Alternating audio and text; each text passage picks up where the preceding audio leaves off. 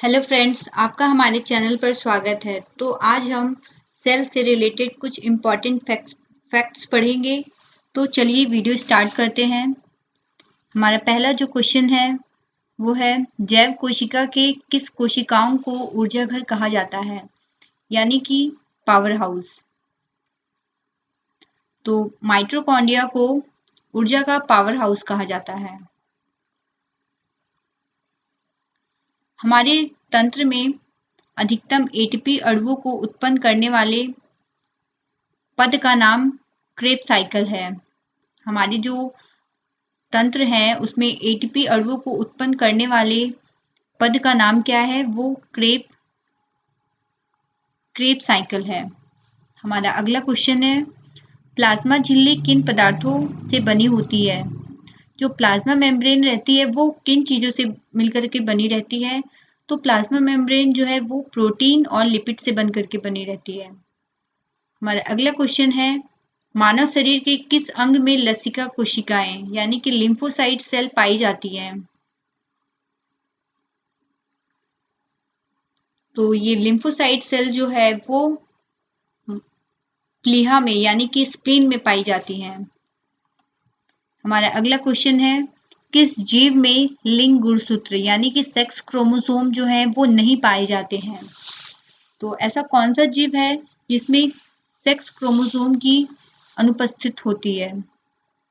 तो ऐसा जो जीव है वो छिपकली है। छिपकली में सेक्स क्रोमोसोम नहीं पाए जाते हैं। हमारा नेक्स्ट क्वेश्चन है, जंतु कोशिका में क्या अनुपस्थित होता है। तो जंतु कोशिका और पादप कोशिका में अगर हम देखें तो जंतु कोशिका में सेल वॉल जो है वो नहीं पाया जाता है, जबकि पादप कोशिका में सेल वॉल पाया जाता है। हमारा अगला क्वेश्चन है, पीट पिंड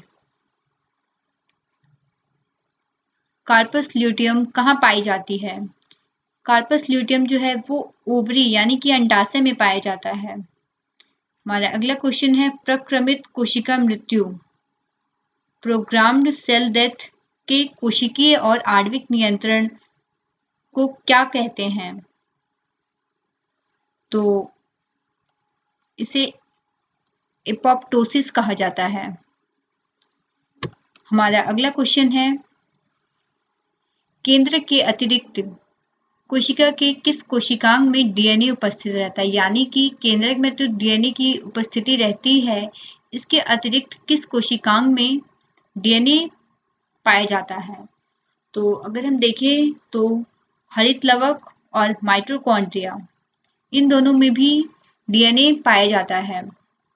हमारा अगला क्वेश्चन है, किसे कोशिका की पाचन थैली कहते हैं। तो कोशिका की पाचन थैली लाइसोसोम को कहा जाता है। हमारा अगला क्वेश्चन है, मनुष्य की किस उत्तक यानी कि टिश्यू में जन्म के पश्चात कोशिका विभाजन नहीं होता है, यानी कि जन्म के पश्चात ऐसा कौन सा मनुष्य का टिश्यू है जिसमें कि कभी भी डिवीजन नहीं होता है। तो ऐसा तंत्रिका उत्तक यानी कि नर्वस सिस्टम जो एक ऐसा टिश्यू है जिसमें जन्म के पश्चात कोशिका विभाजन नहीं होता है। हमारा अगला क्वेश्चन है, कौन सा भाग पादप तथा जंतु कोशिका में पाया जाता है, यानी कि प्लांट और एनिमल सेल दोनों में ऐसा कौन सा भाग है वो पाया जाता है। तो हम आंसर देखें तो कोशिका झिल्ली यानी कि सेल मेम्ब्रेन और कोशिका द्रव्य साइटोप्लाज्म और न्यूक्लियस, ये तीनों जो भाग हैं ये जंतु और पादप कोशिका में पाए जाते हैं। हमारा अगला क्वेश्चन है, हाइपरप्लासिया का क्या अर्थ होता है। हाइपरप्लासिया कोशिका के आकार में वृद्धि होना, यानी कि अगर कोशिका के आकार में वृद्धि होती है तो हाइपरप्लासिया कहते हैं। हमारा अगला क्वेश्चन है, जीन शब्द सर्वप्रथम किसने प्रतिपादित किया था।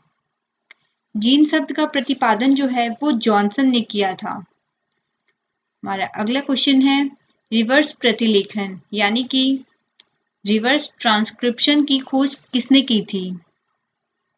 तो रिवर्स ट्रांसक्रिप्शन की खोज जो है वो टेमिन व बाल्टीमोर ने किया था। हमारा अगला क्वेश्चन है, कौन सा कोशिकांग प्रोटीन संश्लेषण में सहायता करता है, यानी कि प्रोटीन का जो संश्लेषण होता है हमारी बॉडी में, तो वो कौन से कोशिकांगों के द्वारा होता है? तो राइबोसोम के द्वारा प्रोटीन संश्लेषण होता है। मानव शरीर में गुणसूत्रों की कितनी संख्या होती है?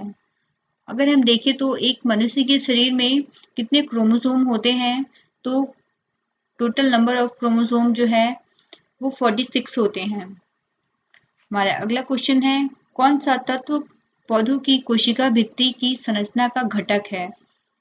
यानी कि सेल वॉल की संरचना जो होती है उसका घटक क्या है? तो उसका मुख्य घटक है कैल्शियम। हमारा नेक्स्ट क्वेश्चन है, सबसे छोटी जीवित कोशिका कौन सी है? सबसे छोटी जीवित कोशिका माइकोप्लाज्मा है। हमारा नेक्स्ट क्वेश्चन है, किसे जीवन का भौतिक आधार माना जाता है? इसके बिना हम भौतिक जीवन की कल्पना नहीं कर सकते हैं। तो प्रोटोप्लाज्म को भौतिक जीवन का आधार माना जाता है। हमारा नेक्स्ट क्वेश्चन है, कौन सा कोशिकांग केवल वनस्पति कोशिका में ही उपस्थित रहता है? यानी कि सिर्फ प्लांट सेल में ही ऐसे ये कोशिकांग पाया जाता है। तो हरित लवक है क्लोरोप्लास्ट, जो केवल वनस्पति कोशिका में पाया जाता है। तो ये थे हमारे आज के कुछ इम्पॉर्टेंट क्वेश्चन जो कि सेल से रिलेटेड थे, जो कि एग्जाम के पर्सपेक्टिव से बहुत ही इम्पॉर्टेंट है। अगर आपको हमारा ये वीडियो पसंद आया हो तो चैनल को लाइक, शेयर एंड सब्सक्राइब करें। Thanks for watching.